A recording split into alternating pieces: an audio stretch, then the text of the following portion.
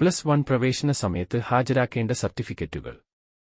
+1 ഏകജാലക പ്രവേശനം first allotment June 5 രാവിലെ 10 മണി മുതൽ പ്രവേശനം ആരംഭിക്കുന്ന തരത്തിൽ പ്രസിദ്ധീകരിക്കും. ജൂൺ 7 വൈകിട്ട് 5 മണിക്ക് മുൻപായി +1 പ്രവേശനം ലഭിക്കുന്ന സ്കൂളിൽ അപേക്ഷയിൽ അവകാശപ്പെട്ടിട്ടുള്ള എല്ലാ സർട്ടിഫിക്കറ്റുകളുടെയും അസൽ സഹിതം ഹാജരാകണം. ഹാജരാക്കേണ്ട സർട്ടിഫിക്കറ്റുകളുടെ വിശദവിവരങ്ങൾ. എലിജിബിലിറ്റി സർട്ടിഫിക്കറ്റ്, കണ്ടക്ട് സർട്ടിഫിക്കറ്റ്, 10ാം ക്ലാസ്സിലെ യോഗ്യതാ സർട്ടിഫിക്കറ്റ്, ടിസി, പെരുമാറ്റ സർട്ടിഫിക്കറ്റുകളുടെ ഒറിജിനൽ കോപ്പികൾ നിർബന്ധമാണ്. ടൈ ബ്രേക്കിംഗ് അല്ലെങ്കിൽ ബോണസ് പോയിന്റുകൾ ബാധകമാണെങ്കിൽ ആ സർട്ടിഫിക്കറ്റുകളുടെ പകർപ്പ് ഹാജരാക്കണം. ഏജ് റിലാക്സേഷൻ, പ്രായം ഇളവ്. പ്രായപരിധിയിൽ ഇളവ് ആവശ്യപ്പെടുന്നവർ പ്രോസ്പെക്ടസിൽ നൽകിയിരിക്കുന്ന ഉത്തരവിന്റെ അസൽ പകർപ്പുകൾ സമർപ്പിക്കണം. അപേക്ഷകർ 2024 ജൂണിൽ 15 വയസ്സ് പൂർത്തിയാക്കിയിരിക്കണം, എന്നാൽ 20 വയസ്സ് കവിയരുത്. കേരള സ്റ്റേറ്റ് ബോർഡ് പരീക്ഷയിലെ വിദ്യാർത്ഥികൾക്ക് കുറഞ്ഞ പ്രായം ബാധകമല്ല. ഹയർ സെക്കൻഡറി വിദ്യാഭ്യാസ റീജിയണൽ ഡെപ്യൂട്ടി ഡയറക്ടറുടെ സർട്ടിഫിക്കറ്റ് ഹാജരാക്കി 6 മാസം വരെ പ്രായപരിധിയിൽ ഇളവ് ലഭിക്കും. മറ്റുള്ളവർക്ക് പറഞ്ഞ കാലയളവിന് മുമ്പും ശേഷവും 6 മാസത്തെ പ്രായപരിധിയിൽ ഇളവ് ലഭിക്കും. ഇതിൽ കയറുന്നതിന് പൊതുവിദ്യാഭ്യാസ വകുപ്പിന്റെ പ്രായ ഇളവ് സർട്ടിഫിക്കറ്റ് ഹാജരാക്കണം. മുകളിൽ പറഞ്ഞിരിക്കുന്ന മാനദണ്ഡങ്ങൾ കൂടാതെ പ്രായത്തിൽ ഇളവ് ക്ലെയിം ചെയ്യുന്നതിന് അപേക്ഷകർ പൊതുവിദ്യാഭ്യാസ വകുപ്പ് സെക്രട്ടറിയിൽ നിന്ന് നിങ്ങളുടെ സർട്ടിഫിക്കറ്റ് നേടണം. സ്റ്റുഡൻസ്.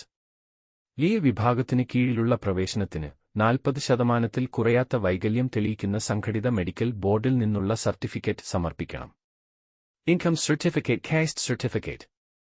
നൽകിയിട്ടുള്ള ജാതി വിവരങ്ങൾ SSLC സർട്ടിഫിക്കറ്റിലേതിന് സമാനമല്ലെങ്കിൽ ജാതി സർട്ടിഫിക്കറ്റ് ഹാജരാക്കണം.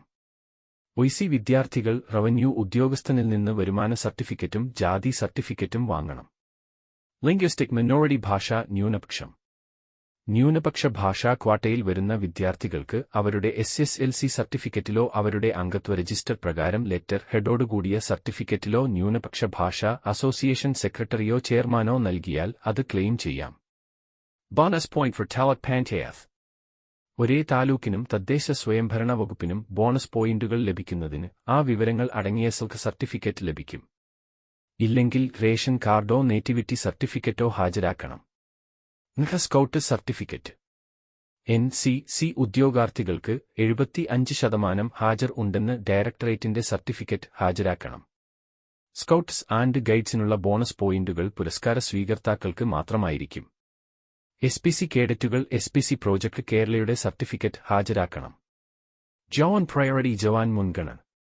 ജവാന്റെ ആർമി, നേവി, എയർഫോഴ്സ് എന്നിവയുടെ ആശ്രിതർ ജവാന്റെ സർവീസ് സർട്ടിഫിക്കറ്റ് ഹാജരാക്കണം.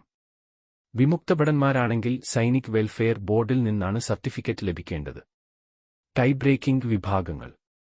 NCSOS ഒഴികെയുള്ള ടൈ ബ്രേക്കിംഗ് വിഭാഗങ്ങൾക്ക് 10ാം ക്ലാസ്സിൽ വിദ്യാർത്ഥികൾ പങ്കെടുത്തിരിക്കണം.